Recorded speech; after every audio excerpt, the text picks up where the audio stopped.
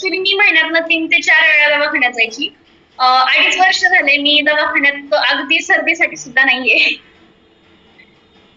क्या बात आहे, क्या बात आहे. 2.5 वर्षापासून आपण साधं डॉक्टरांकडे सुद्धा जायला लागलेलं नाही सांगता आहात मॅडम. आणि नंतर नाही पण होते, बरेच दिवस झाले आले नाही म्हणून.